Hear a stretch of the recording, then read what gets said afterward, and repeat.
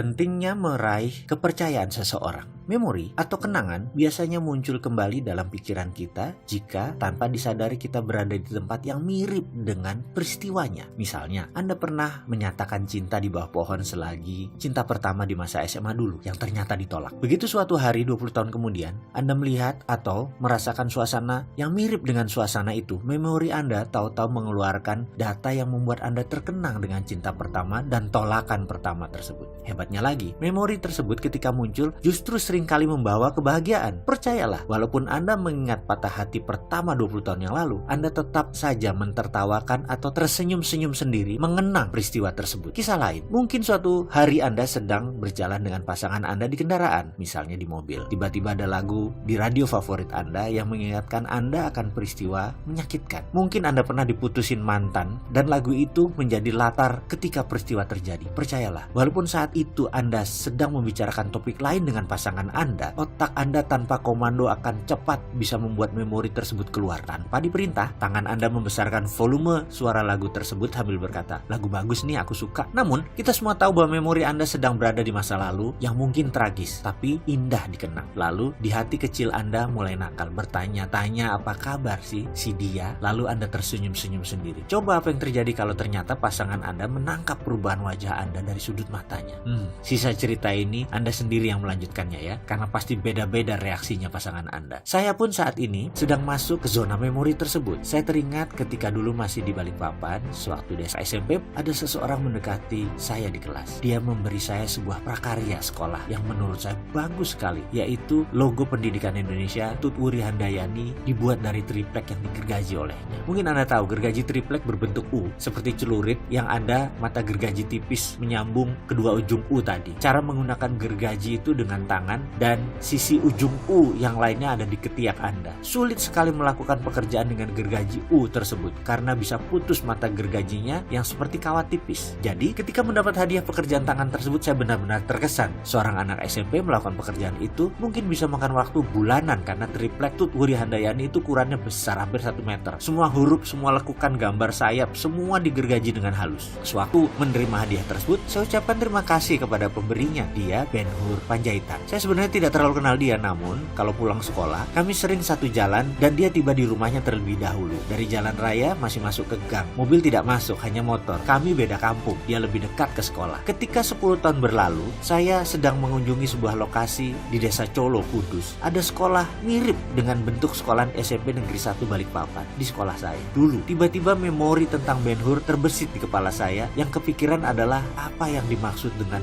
Ben Hur kasih hadiah tersebut ke saya. Apa spesialnya saya waktu itu? Kenalan juga nggak terlalu deket kok. Sebelum dia memberi hadiah itu dan setelahnya kami juga tidak terlalu dekat. Namun 10 tahun kemudian saya jadi teringat Ben Hur gara-gara hadiah tersebut. Di mana kampung dia sekarang ya? Apa kabarnya? Saya jadi ingin bertemu dengan Ben Hur. Dan kalau bertemu saya ingin tanya mengapa dia memberi hadiah itu. Karena waktu itu saya tidak sedang berulang tahun dan tidak ada peristiwa istimewa saat Ben Hur memberi hadiah itu. 10 tahun sejak memori itu muncul, alias 20 tahun berlalu sejak meninggalkan Balikpapan, ada hal yang memancing memori tersebut muncul. Saat itu saya bekerja di PT Rifat, cikal bakal PT Rekapital, yang pemiliknya dan CEO-nya adalah Bapak Rosan Roslani. Singkat cerita, kalau boleh nyombong nih ya, Rosan dulu pernah bekerja sama saya, tapi 8 tahun kemudian, selama 2 tahun, saya adalah pegawainya Rosan. Itu bisnis, itu biasa, pernah di atas, pernah di bawah. Jujur, itulah hidup, berputar-putar terus, dan yang pasti, hanya rezeki yang tidak pernah tertukar. Kalau sudah jatah si A, ya pasti dapat. Dia memerlukan saya, dan pastinya saya memerlukan income yang cukup besar untuk bayar hutang-hutang saya waktu itu. Rosan memerlukan saya karena saya cukup galak dan tegas dalam memimpin organisasi. Bahkan banyak yang bilang saya ini asshole, keras dan disiplin, dan gak ada belas kasihan. Saya sangat berorientasi pada result, pengejar prestasi. Kala itu, saya sedang melakukan inspeksi ke divisi sales. Saya cukup bertanya apa yang mereka lakukan. Mereka pun jawab, habis bertemu Bapak A, Bapak B, dan sebagainya.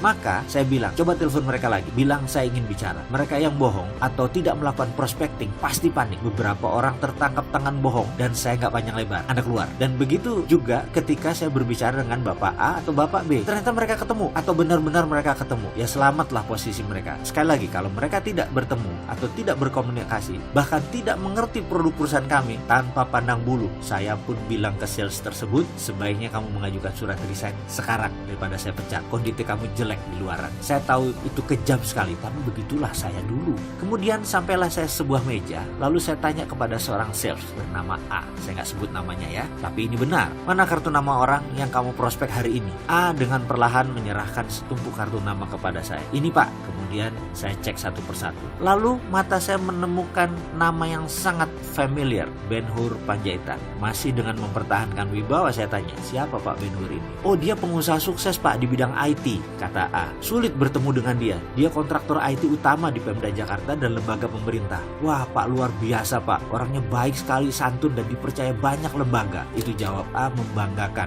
Orangnya namanya Ben Hur Panjaitan versinya dia. Saya tersenyum dalam hati. Nah, pasti ini teman yang saya cari. Tapi mendengar cerita A, saya menjadi kecut. Apakah ini Ben Hur yang saya kenal atau Ben Hur yang lain? Bukan teman SMP saya. Lalu saya tanya pada A, apa dulu Pak Ben Hur pernah tinggal di Balikpapan? Wah, saya kurang tahu Pak. Saya coba hubungi dia lagi Pak, kata A. Saya lihat dia menelpon di depan saya. Seperti biasa, sulit sekali terhubung. Dari resepsionis hanya terhenti di sekretaris pribadi Pak Ben Hur. Muka A pucat. Dia takut sekali ekspresinya. Takut saya marah soalnya. Dia pasti berpikir saya akan marah, saya akan memecatnya. Lalu di tengah menunggu, saya ambil telepon itu dan berbicara dengan sekretaris Pak Ben Hur. Maaf Bu, bisa tolong sampaikan ke Pak Ben Hur. Saya tahu dia pasti sedang sibuk, tapi tolong sampaikan ada orang yang namanya Wowi ingin bicara. Ya sudah, lebih baik saya yang memulai. Saya adalah orang yang bisa menerima kegagalan, tapi saya tidak bisa menerima ketika saya tidak coba. Jadi saya mengawali, mudah-mudahan dia ingat dan mau menerima saya kalau ini Ben Hur yang sama. Sesaat kemudian terdengar bunyi klik. Suara telepon yang tadinya nada tunggu menjadi hening. Ada orang di seberang sana dan bukan mesin. Terdengar suaranya berkata, Bapak Wowi, apa kabar kamu? Tertawa dia langsung. Saya menarik napas lega, iya ini Ben Hur yang saya kenal. Lalu tanpa basa-basi saya langsung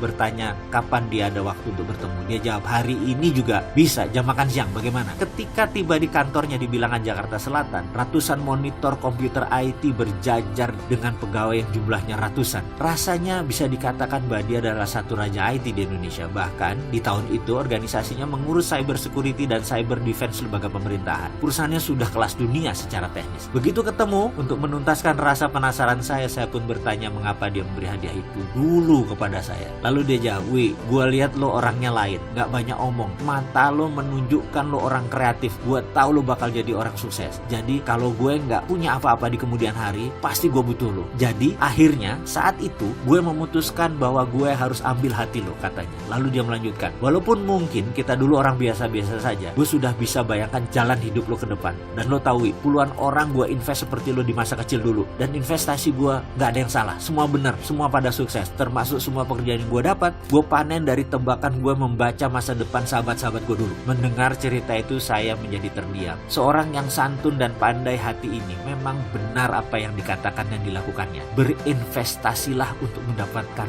trust seseorang. Dan dari saya langsung percaya pada Ben Hur. Itulah sukses Ben Hur Panjaitan.